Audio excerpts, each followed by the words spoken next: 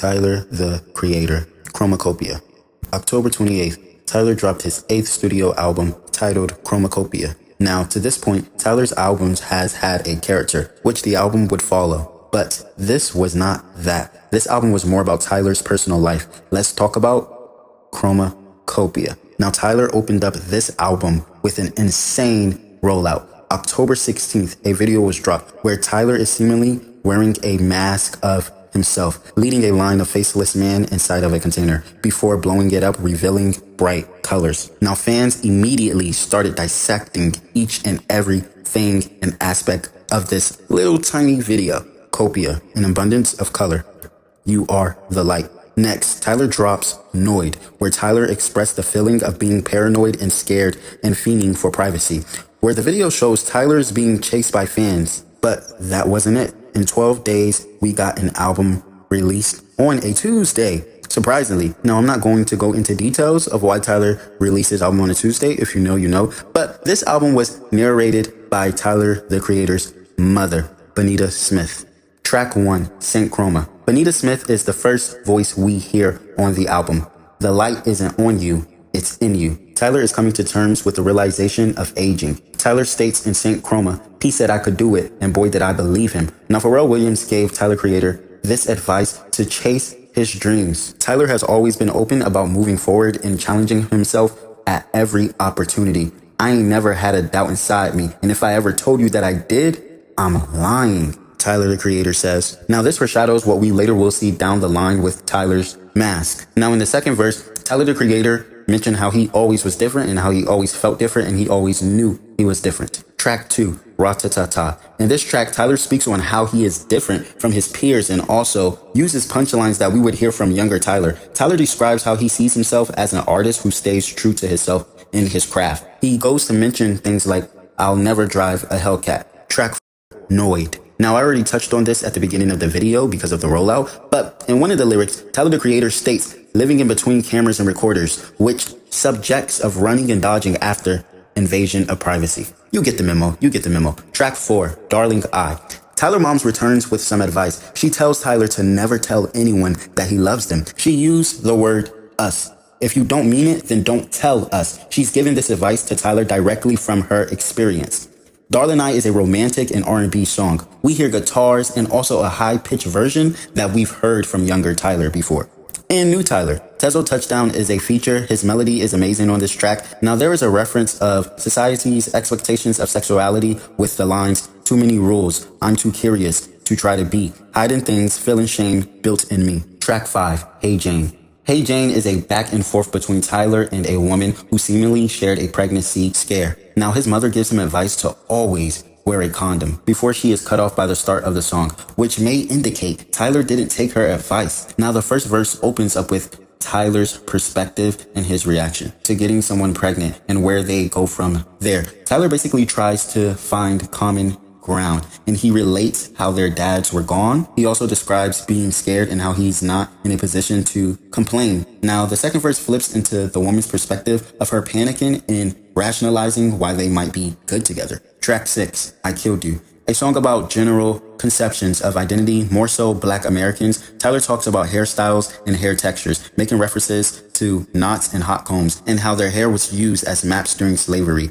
Childish Gambino also has a little, harmonizing in this song a little bit. Track 7, Judge Judy. Now, Tyler delivers this track with half singing and half rap. This song introduced us to a new love interest. He's attracted to this person physically. And in the second verse, Tyler explains their conversations have a variety of sexual fetishes that get them off. He states, I asked her what she's into. She told me lead the way, body rub, bondage. Track 8, Glorilla, Sexy Red, and Lil Wayne all feature on this track. Sticky goes back to Tyler being confident, jack of all trades, which is the truth. When Tyler raps, sings, produced, direct, and designed, he's telling the truth. The ending trumpets sample Young Buck Get Back. Track 9, Take Your Mask Off. Now, this song is about wearing a mask to hide your true colors, identity, and true feelings.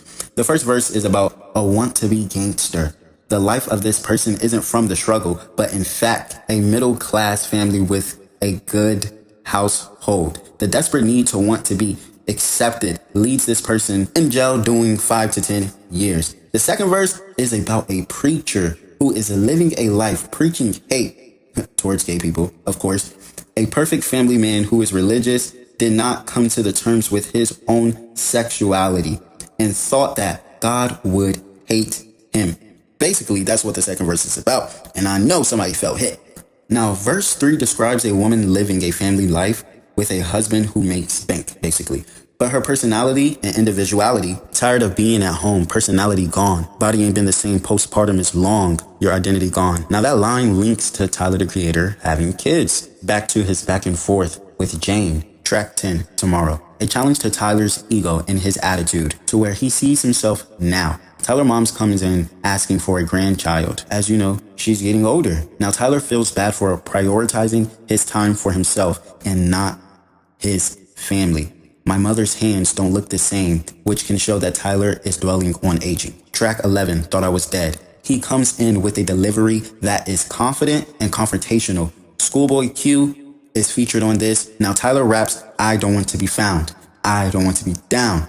This is him trying to have a private life. I don't want to be found is an expression of his insecurities. He also dissed Ian in this song.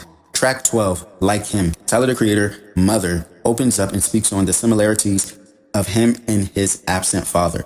Tyler has mentioned his father many times on songs and his albums, saying he wished he could tell him how much he hates him in detail and the emotional toll it took on many in previous tracks. Now, on Like Him, his voice is high-pitched, and his mother reveals his father tried to be in Tyler's life, but she also states she messed up. As he sings, Mama, I'm chasing a ghost. I don't know who he is. I don't know where he is. Track 12, Balloon, featuring Doechii. Now, Tyler opened this song very confident. You can be a millionaire and still be a bum. Boy. Now, Balloon is sampled. It's a Japanese sample. Tyler also goes in about being authentic to himself. Something he says is, my soul profits. Now, Doechii's verse, she goes insane. She goes crazy. It's a pretty good verse. The last and final track, track 13. I hope you find your way home. Tyler still might be lost, but the next best thing for him is to attempt to help someone else on their journey. Basically, that's what the song is about. On this album, Chromakopia, Tyler has to look in the past instead of forward. This album is not a character as his past albums were. This is Tyler letting fans in, basically, and listeners to get a glimpse of his life while also mourning on his privacy and for his privacy. Now, I explained this album in the easiest way possible. There's not much to dig into.